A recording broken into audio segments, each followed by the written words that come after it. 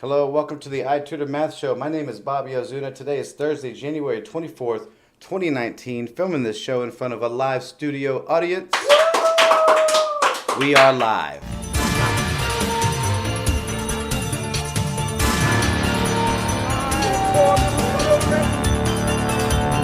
One day live in a nation where they will not be judged by the color of their skin, but by the content of their character. I have a dream today.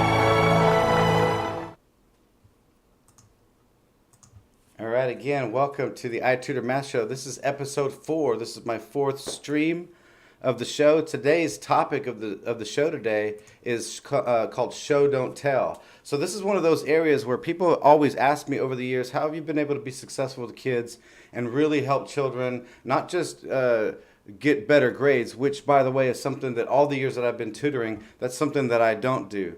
People who've asked me to work with their children privately, I've never been one to say, hey, I'm going to help your student because I'm here to help them get an A or get a better grade or pass one test. That's not what I do. My focus every time I take on a child and that family or an adult student is to help them learn how to be a student. That's the whole core and the basis of what I do, because I don't want to be someone that they use for years unless we're on a different track and a different path towards mathematical success. I want parents to work with me so I can teach the children how not to need me later, which is, to me, much more important than ever saying, hey, help me pass a test. Because that concept of help me pass a test is actually part of the problem that we have with the overall education system in America as it is right now. Now, I'm not saying that the education system is at fault. As a parent, I have my arguments. As an educator myself, I have my arguments for and against that. What I am saying is that concept plays into what I'm going to show you tonight, which again, I believe show don't tell is kind of the magic behind what I do. Having to work with adults at the local community college that didn't all speak English and they didn't all speak Spanish. I worked with adults that I had up to 5, 6, 7 different languages as the parent language in a room full of people, and then I noticed that if you add the complexity of trying to understand not only the language barrier, you have the language barrier of, okay, English isn't my first language, and then now on top of that you throw things like hypotenuse and numerator and denominator and rationalizing, and you start throwing out this math terminology. It's almost impossible to be a successful educator when you're already struggling with the language barrier. And it was that about 6 years ago that the light bulb kind of went off and my teaching went to a whole new level where I realized it is the language. So on that, math to me is a foreign language. Half of what you do in mathematics, my students will tell you, is just understanding the language of mathematics. Once you understand the language of mathematics, then at the end of it, math's simple. I say that all the time, and I just did a Facebook Live show. I did a feed on Facebook Live on Monday night. And if you're friends with me on Facebook and you want to share your ideas of some potential topics for the show, or there's some things that you feel like, hey, I'd like to see you talk about some of these things for the show, then you're going to want to connect with me on Facebook because I'm opening up Monday nights to be kind of a casual forum where people are just giving insight. And I want to thank everybody who was there on this past Monday, because they basically helped give me enough content for show topics that are relevant to parents for another 10 to 20 shows. So that's kind of a side note. So back to show don't tell and why this is really, really important to me. The main thing is, I'm going to show you the topics real quick. So here's the main thing. So the ultimate goal for me, I told you, is I don't tutor kids to help them get a certain grade. So I don't work with parents and say, oh yeah, let me help your child become an A student. That's not what I do, because at the end of the day, that doesn't really serve the student. It serves them in a GPA, but long-term growth, unless they're going to sit with me for 6 or 7 years, or the parent's suddenly going to become a master of mathematics, it's not really helping the child. And that leads to this point right here looking out on the screen. The ultimate goal should be understanding, not learning. And if you're watching, again, put your pencils down. Don't be taking notes. Don't take notes. Just let that sink in for a second. The ultimate goal is understanding, not learning. Now, that kind of goes against the overall education system or the idea of getting an education, because it's real innate in us to say, hey, I send you to school so that you can learn, right? Yes, I get that. But here's the danger in that, and as a private educator, I have no problem saying that that's a really dangerous approach to helping children, because in this country where we're struggling mathematically, we're really struggling mathematically. One of the problems is our students and our children, and those children grow up to be adult students, they don't know how to think for themselves.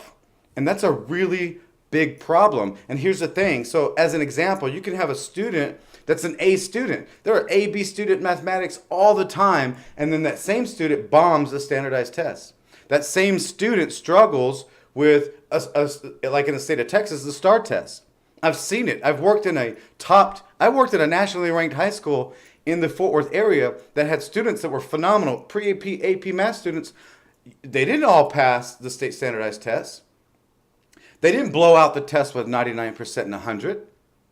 The difference is getting a grade, turning in a sheet of paper to get a grade only quantifies that the child understands how to follow instructions and turn in a sheet of paper to get a grade, and then that grade quantifies me as smart or not. That's a problem, and as a parent, it's a problem, and for you as a parent, it should be a problem.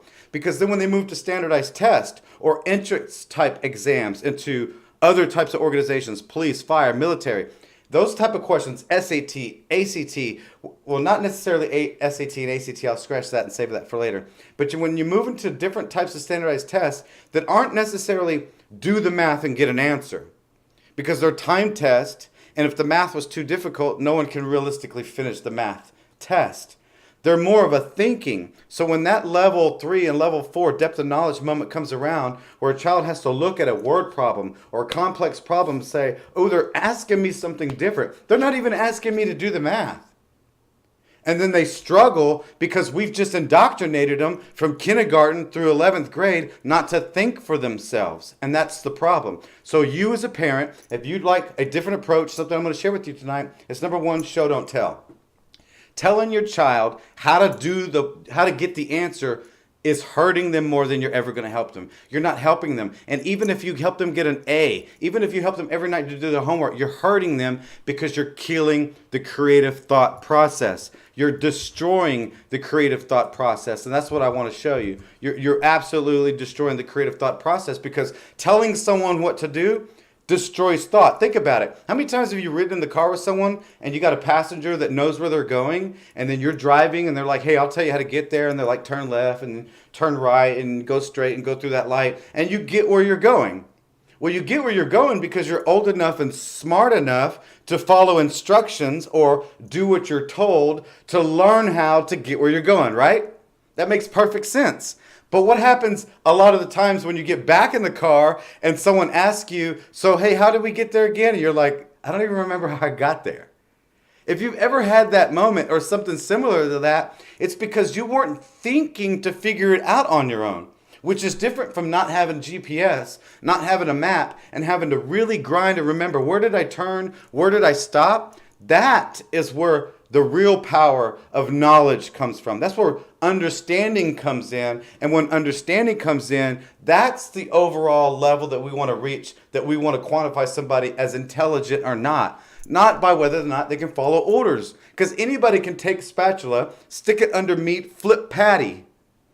That doesn't necessarily mean that they are or not intelligent. But following instructions, turn light switch on, turn on game, turn on power, raise volume. That only proves that we can follow instructions. But again, to reach a society of students, a mindset of academia within students in America mathematically, that we're going to reach a point that we can say, you know what, we are at higher level thinking. We have to teach people to think. And the school system can't change, isn't going to change, won't change. You're not in a private school, you're just a parent saying, hey, how do I get there, Bobby? How do I help my child? Then the key is show, don't tell.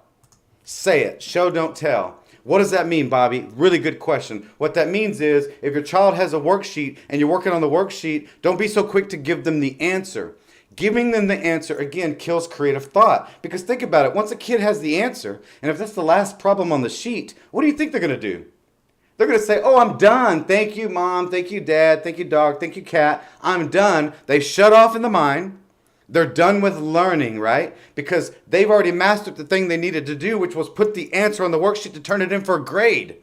Instead, you take a different approach By asking questions, which is what I do. I show someone how to think for themselves. I lead them to a place of discovery by asking questions, which is why I always say, if you're a parent that knows nothing about mathematics, you actually have the ability to be the best math teacher on the planet. Proof is in the pudding, and I'm the baker. Because when I started teaching mathematics 15 years ago, I wasn't a math student. I'm not a math major. I didn't go to college to study higher level mathematics. What I did was I saw the math for what it was, and I did something called reverse engineering.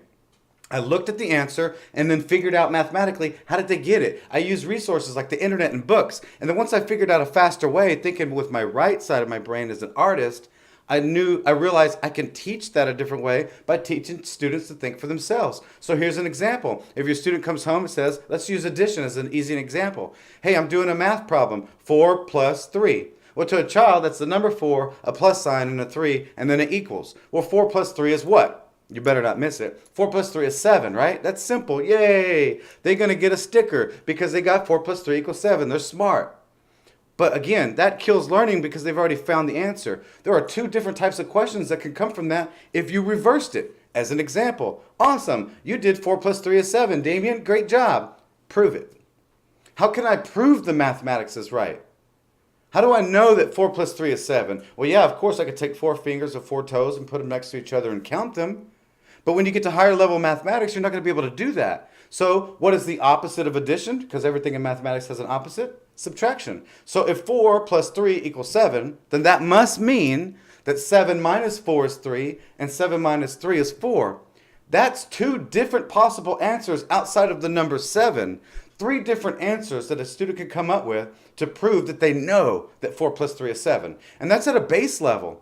And if you're like, okay, Bobby, that's simple because that's lower mathematics. What happens when we get to higher level mathematics that I can't help my child when they're out of 5th grade, 6th grade, 7th grade? That's okay, because I'm going to show you something very, very powerful. This is something called the IDK card. What is the IDK card, Bobby? That's a great question. The IDK card is essentially, let me move me out of the way. The IDK card is essentially, let me get myself out of the way.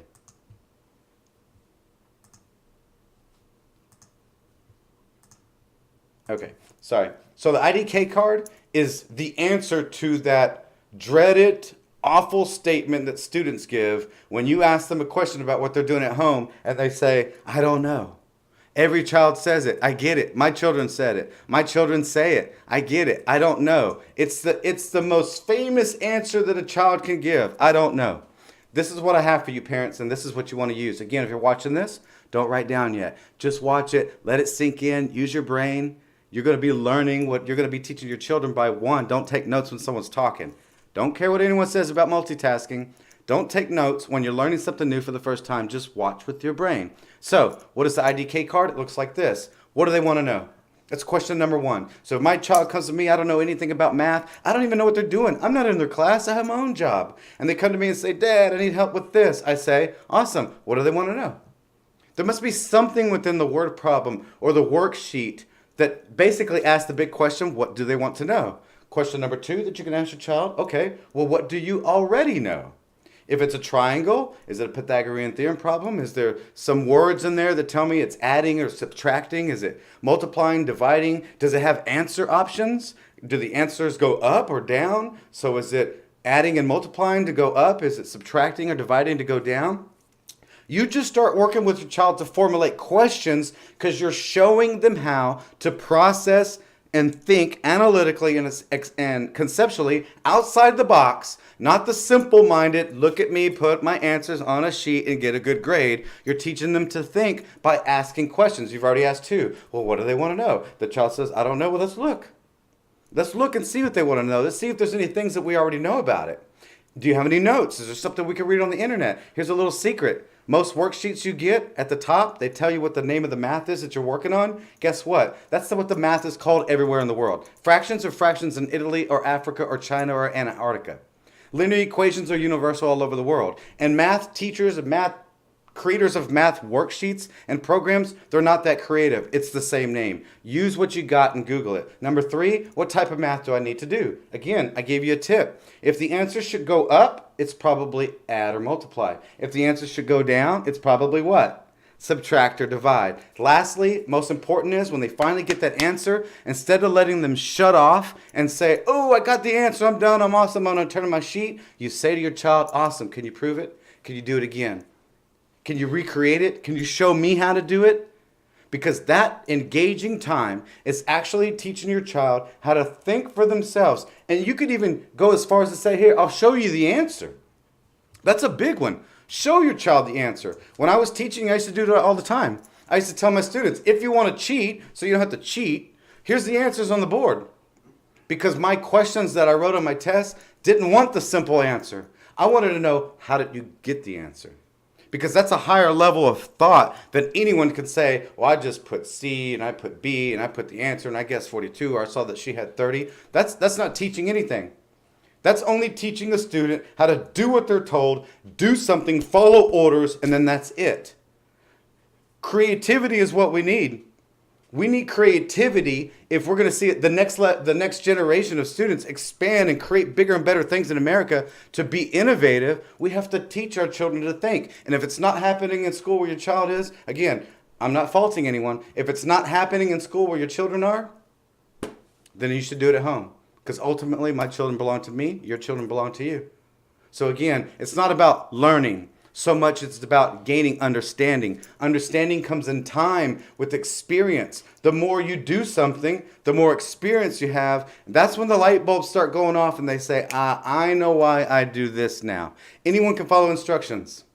So again, when you're working with your child, you want to be encouraging to them. You want to be loving. You want to be supportive. Don't get so mad. It's so hard. I know I've got kids staring at me right now. I understand it's real hard to separate that emotion.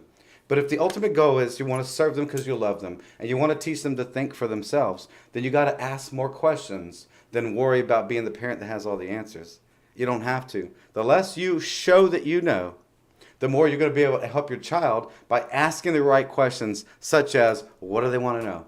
What do we already know? What type of math do you think I need to do? And can we prove it or recreate the answer? And that's it. Remember, the ultimate goal is understanding. Taking them to a level that you're not worried about just learning some simple instructions. Taking them to a level to think for themselves. Showing them the answer so they can do something called reverse engineering and go back and prove that answer is going to help them more than you know. Telling someone to do kills the creative thought process. Do not forget that. It instills a reaction to commands. That's not the same thing. Showing someone what you're doing encourages thought, and you can even show them without talking. And thinking leads to discovery. And lastly, don't forget that discovery is what leads to ultimate understanding. So again, I thank you for watching the show. I hope this has been beneficial to you. If you're a parent out there that's really trying to take your child to another level, you really feel like you don't have anything to offer, follow these tips. I want to hear some feedback. Give me your thoughts. Tell me how it's working for you. Tell me if it is working, it's not working. If you want me to elaborate a little bit more, I will. Other than that, if you believe in the vision and the mission of the show, I'm going to encourage you to please subscribe to the channel, share the information with your friends, share it with other people that you know, people that might benefit from it. Again, thank you for watching. I hope to see you again next week. If you're on Facebook, find me. The description and the link to find me on Facebook will be down at the bottom. You can join me on Monday nights when I do my community brain dump, and you get to share your own thoughts and ideas of topics that you like to see me talk about on the show. And I thank you for your support. Again, you have a great night.